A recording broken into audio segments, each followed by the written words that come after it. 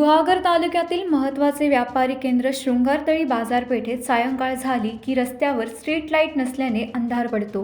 गेली 3 वर्षे मध्यवर्ती बाजारपेठेत मुख्य रस्त्यावर विजेचे दिवे नाहीत।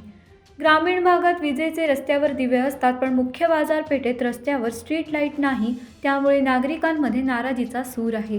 नेहमी गजबजलेल्या बाजारपेठेत ही दुरावस्था असल्याने सामाजिक कार्यकर्ते अजित बेलवलकर 15 ऑगस्ट रोजी तहसील कार्यालय गुहागर समोर उपोषणाला बसणार आहेत। याबाबत त्यांनी जिल्हाधिकारी, पोलीस अधीक्षक, उपविभागीय अधिकारी चिपळूण, पोलीस निरीक्षक गुहागर आणि तहसीलदार गुहागर यांना माहिती व कारवाईसाठी निवेदने सादर केली आहेत।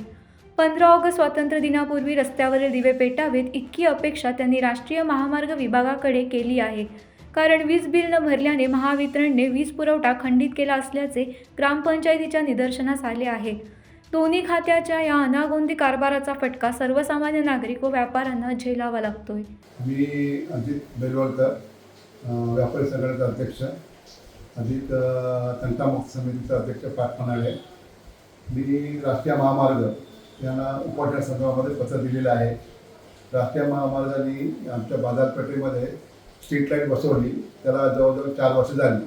ते 4 वर्षामध्ये किती दिवस ती लाईट पेटली हा संशोधनाचा विषय आहे, पण ज्यावेळी ती स्ट्रीट लाईट बसवली तिथपासून ती बंद अवस्थेत आहे। नुसते ते खांब उभे करून ठेवलेले आहेत। आमची शृंगारतळी बाजारपेठ ही तालुक्यातली अत्यंत महत्त्वाची बाजारपेठ आहे, आर्थिक राजधानी आहे। इथे मोठ्या प्रमाणात वर्दळ चालू असते। अशा ठिकाणी रात्रीचा फार अंधार असतो।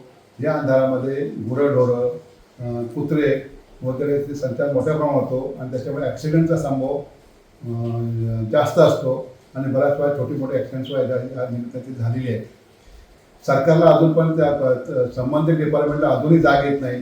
ह्या तिथे महत्त्वाचा गंभीर विषय असून देखील कुठल्या प्रकारची दखल घेत नाही। या संदर्भामध्ये त्याला मी उपोषणाची रिसर नोटीस दिलेली आहे आणि ती नोटीसमध्ये आम्ही स्पष्ट म्हटलेलं आहे की 15 ऑगस्टपर्यंत जर आपण याबद्दल काय सुधारणा केली नाही, तर आमची लाईट 15 ऑगस्ट पेटली नाही तर मी माझे उपोषणाला ठाम आहे। त्या संदर्भाचं पत्र मी आज 1 महिन्यापूर्वी संबंधित डिपार्टमेंटला पाठवलेलं आहे। त्याच्या कॉपी ज्या आहेत त्या मी जिल्हाधिकारी, राष्ट्रीय महामार्ग, एस पी ऑफिस ह्या सर्वांना पाठवलेल्या आहेत। त्याच्या पोस्ट पण आम्हाला त्या प्राप्त झालेल्या आहेत। पण एवढं करून पण जर त्या डिपार्टमेंट जाग आली नाही तर मग आम्हाला उपोषणाचा पर्याय नाही। त्याच्यामुळे भविष्यात तिथं काय ॲक्सिडेंट झाले काय झालं त्याला जबाबदार कोण? राष्ट्रीय महामार्ग आहे का?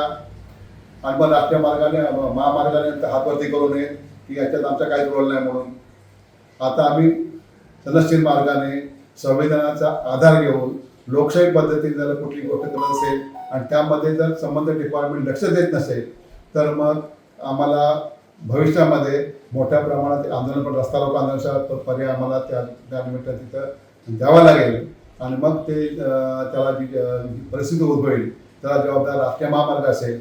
त्यांनी आमचा अंत बघू नये आणि जी स्ट्रीट लाईट आहे जे आम्ही महिन्यापूर्वी पत्र दिले आहे त्या पत्राची तुम्ही गंभीर दखल घ्या आणि गंभीर दखल घेऊन हा विषय तातडीने मार्गी लावा, जेणेकरून ग्रामस्थांना इथे येणाऱ्या प्रवाशांना किंवा इथल्या रहिवाशांना कुठल्या प्रकारचा त्रास होणार नाही याची खबरदारी किंवा ह्या संदर्भामध्ये दक्षता आपण ह्या डिपार्टमेंटने घ्यावी अशी माझ्या डिपार्टमेंटला विनंती आहे। आणि हे उपोषण तुम्ही जर ह्या गोष्टी पूर्तता केली नाही तर मात्र आम्ही उपोषण हे 100% तिथं करणार आहोत। या संदर्भामध्ये आम्हाला इथल्या ग्रामस्थांचा, व्यापारी संघटनेचा, ग्रामपंचायत पाटपणाचा, तंटामुक्ती समितीचा पाठिंबा चांगल्या पद्धतीने मिळालेला आहे आणि आम्ही तहसीलदार कार्यालय गुहागर येथे या संदर्भामध्ये उपोषणाला बसणार आहोत। हा मी फक्त मेसेज शासनाला देत आहे की त्यांनी ह्या बाबतीमध्ये तातडीनं दखल घेऊन ह्या डिपार्टमेंटला स्ट्रीट लाईट ताबडतोब चालू करायला लावणे अशी आमची ह्या माध्यमातून शासनाला विनंती आहे आणि राष्ट्रीय महामार्गाला विनंती आहे। मी आसिम साले, उपसरपंच पाटपणाई ग्रामपंचायत। आज अजित भाऊ बेलवलकर यांनी जो निर्णय घेतलाय उपोषणाला बसण्याचा, अत्यंत योग्य आणि चांगला निर्णय आहे। कारण आपल्या गावामध्ये जर शृंगारतळी गाव पाहिला तर संपूर्ण तालुक्याचा मान आहे आणि एक आर्थिक राजधानी म्हणून याचा उल्लेख केला जातो आणि त्या बाजारपेठेची जर स्ट्रीट लाईट बंद असेल तर अत्यंत चुकीचं आहे। कारण जर आपण एक 7-8 वर्ष अगोदर जर पाहिलं तर शृंगारती बाजारपेठेमध्ये एक मध्ये डिवायडर होता. त्या डिवायडरला स्ट्रीट लाईट होती, त्याच्या माध्यमातून संपूर्ण बाजारपेठेमध्ये लाईट होती. मात्र आज हायवेचं काम झाल्यानंतर ती स्ट्रीट लाईट तोडली गेली आणि नवीन स्ट्रीट लाईट बनवली गेली. मात्र नवीन स्ट्रीट लाईट झाल्यानंतर काही मोजकेच दिवस 2-3 महिने ती लाईट सुरू राहिली. त्यानंतर ही लाईट अत्यंत बंद आणि खराब अवस्थेत बंद आहे आणि याचं नुकसान संपूर्ण तालुक्याला होते. कारण या लाईट नसल्यामुळे बाजारपेठेमध्ये चोरीचं प्रमाण वाढलेलं आहे, बाजारपेठेमध्ये अपघाताचं प्रमाण वाढलेलं आहे आणि याचं कुठेतरी शासनाने अंत पाहू नये. कारण जर ही स्ट्रीट लाईट सुरू नाही झाली तर खरोखरच एक मोठं आंदोलन या गावाच्या माध्यमातून, या बाजारपेठेच्या माध्यमातून उभारलं जाईल.